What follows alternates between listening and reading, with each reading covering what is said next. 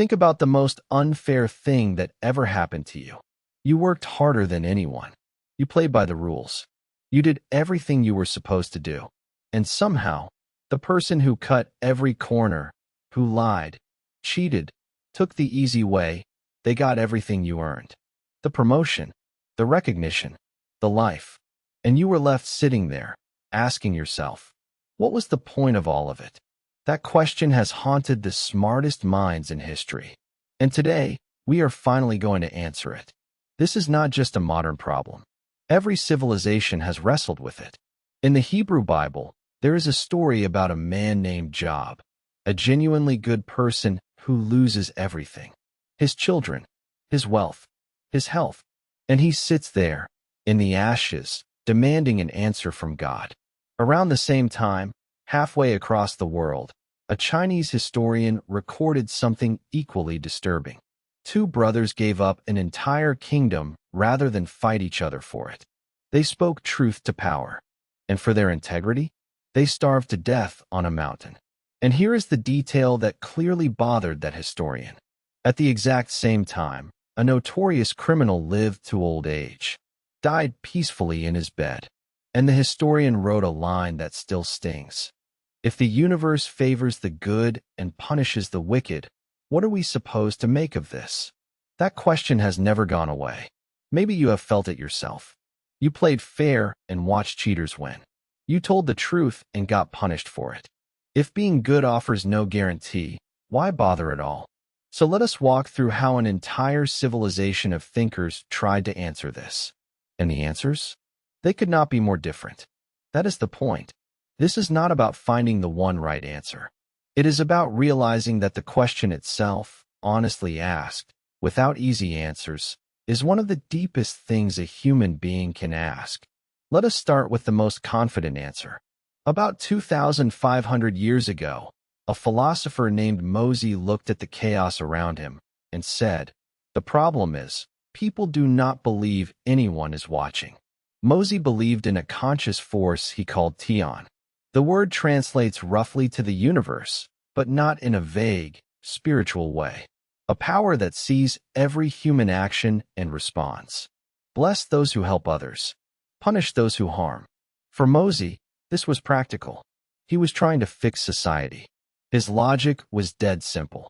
If everyone truly believed every deed was recorded and every wrong would be paid back, would they not behave differently? Think about it. If you knew with absolute certainty that every kindness would be returned and every cruelty would backfire, would you live any differently? But here is the problem Mozi could not solve. If the universe rewards the good, then why did those two honest brothers starve on that mountain?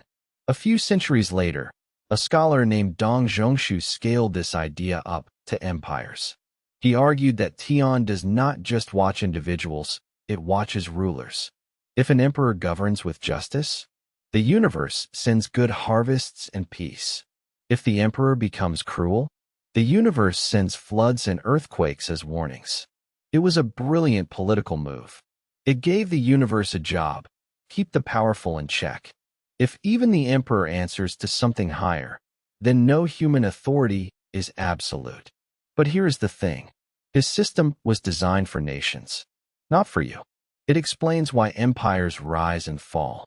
It does not explain why your honest friend gets cancer and your dishonest coworker gets the promotion. The question keeps coming back, and you can feel the tension here. On one hand, it is comforting, someone is keeping the powerful awake at night. On the other, it does not help much when life decides to use your face as a punching bag. So for you, is justice a decree handed down from above, or something that grows from below? Which brings us to a guy who had absolutely no patience for any of this. Wang Chong, about 2,000 years ago, and his answer was brutally simple. Good people suffer, he said, because suffering has nothing to do with goodness at all. His argument: your character and your fate are two completely separate things. A kind person can be born into misery. A cruel person can be born into comfort. They are not connected. They never were. Wang Chong believed all that talk about Tian rewarding virtue. It is something powerful people made up to control you, or something desperate people told themselves to feel better. What is striking is how modern he sounds. He was not a mystic. He did not appeal to faith. He just looked at the evidence and said, I do not see a pattern here. Good things happen to bad people. Bad things happen to good people. That is the data. Everything else is storytelling. That is a bitter mouthful. Because if he is right, if there is really no rhyme or reason, then the universe is just shuffling cards at random. Some people find that terrifying. Others find it oddly freeing. A clean cut with no strings attached. Which one actually feels like home to you? And then there was Zhen, who went even further. He argued, there is no soul. When you die, you are gone. Completely. Permanently. Like a flame going out. No part of you survives to face judgment. No afterlife. No cosmic courtroom where the books get balanced. Someone challenged him. If there is no soul, how do you explain why some people are born rich and others poor? His answer was almost poetic. He said, imagine a tree full of flowers. The wind blows. Some petals land on silk cushions. Some land in the mud. Same tree. Same wind. Pure chance. No divine plan. No karmic debt. Just petals in the wind. That image lingers. Same tree. Same wind. Different landing spots. It is achingly beautiful. It is also utterly indifferent. And it nudges you toward an uncomfortable corner. If it is all just petals tumbling in the breeze, then what exactly are we striving for when we try to be good? So where does that leave us? If the universe is not keeping score, if there is no judge, no afterlife, no guarantee that goodness pays off, then what? Maybe the answer is, we become the judges ourselves. This was the argument of the legalist school, championed by a thinker named Han Fei. And Han Fei did not waste a second wondering if the universe was fair. He thought that was a distraction. His position was, if we want justice, we have to build it ourselves. His proposal, create a system of rewards and punishments so clear, so reliable, it functions like a law of nature. Do the right thing? You are rewarded. Break the law? You are punished. No exceptions for the powerful. No mercy for friends. The system itself is the guarantee. It is cold. There is no warmth in it. No appeal to conscience or virtue. But you have to admit, it is honest. He looked at the world, saw the universe was not delivering justice, and said, fine, we will do it ourselves.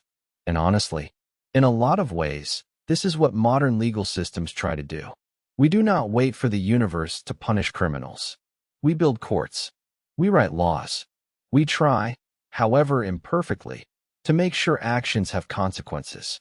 Not because the cosmos demands it, but because we decided that is how society should work. But there is still a problem. Even the best systems fail. Innocent people go to prison. Guilty people walk free. And more to the point, what about the moments when no one is watching? When you could take the shortcut and no law would ever catch you? Which brings us to the deepest layer of all of this. If the universe is not keeping score, if human systems cannot catch everything, if there is no guarantee that doing the right thing will ever benefit you, not in this life, not in any life, then why be good at all? The most famous teacher in this tradition had an answer that completely sidesteps the whole reward and punishment framework. Confucius essentially said, you are asking the wrong question. You are treating goodness like a transaction. I do this. I get that. But that is not what goodness is. For Confucius, being a good person is not something you do to get a result.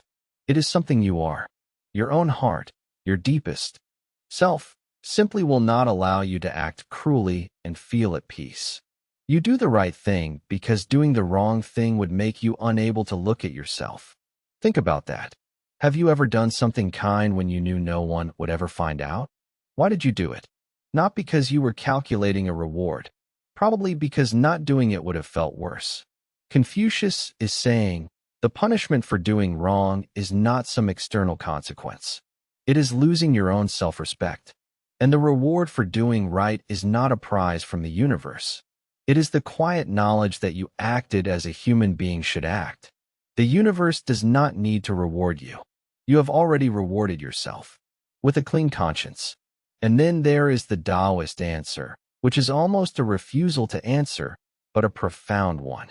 The Taoist sage Laozi would look at this entire debate and say, "You are tying yourself in knots." The more desperately you ask, "What do I get for being good?" the further you are from understanding what goodness even is. In the Taoist view, true virtue is effortless. A river does not ask what it will get for flowing downhill. A tree does not calculate the benefit of growing toward the sun. They just do what their nature demands. The point is subtle but radical. The very act of asking what is in it for me is what corrupts the goodness. The moment you treat kindness as an investment, you have already missed the point. I will be honest, this one is hard to live. But there is something liberating about it too. What if being good is not a burden you carry in hopes of a payoff? What if it is just how you move through the world, as naturally as breathing? And then there is the thinker who is willing to say what almost no one else would say. Yang Zhu's warning about goodness is genuinely unsettling. He said, "Be careful when you do good, not because goodness is bad, but because goodness has consequences you cannot control." Here's what he meant. You do something genuinely kind, expecting nothing in return, but then people notice. They praise you. Your reputation grows. Now you have a name to protect. Now people expect things from you. Now there is competition. Who is more generous? Who is more selfless? And before you know it, your pure little act has been pulled into a web of reputation, rivalry, and resentment. Yang Zhu was not saying do not be good. He was saying, do not be naive about goodness. Even the purest intentions enter a messy world. The act itself might be clean, but the ripples? Not so much. It is a sobering note, but also a strangely mature one. He is asking us to be grown-ups about morality, to do good with our eyes open, not because we are guaranteed a reward, not because we are building a reputation, but because we have thought it through and decided it is still worth doing. So here is where all of this leaves us. When good people suffer and bad people prosper, human beings have reached for one of three responses. Path 1. Trust that there is a larger order.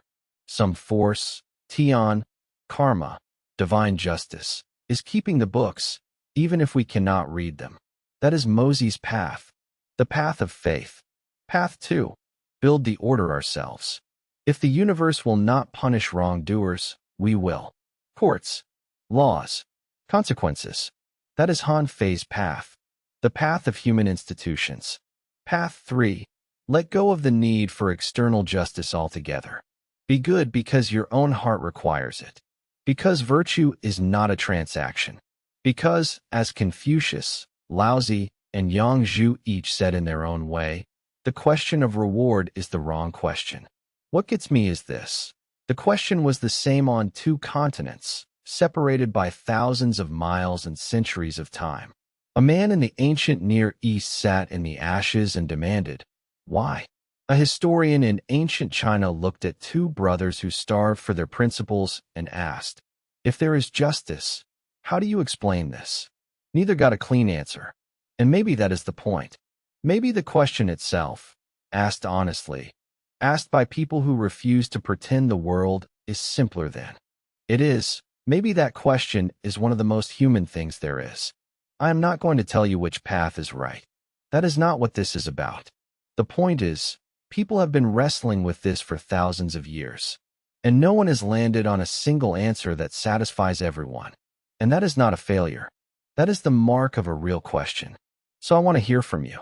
Not what you were taught, not what you were supposed to say, but honestly, if there is no guarantee of reward, does being a good person still matter to you? And if you had to pick one path, cosmic trust, human systems, or inner conviction, which one lands closest to where you actually stand? Drop it in the comments. 1, 2, or 3. And if none of them fit, tell me why. I read them, and I am genuinely curious where you land. Thanks for thinking with me. I will see you in the next one.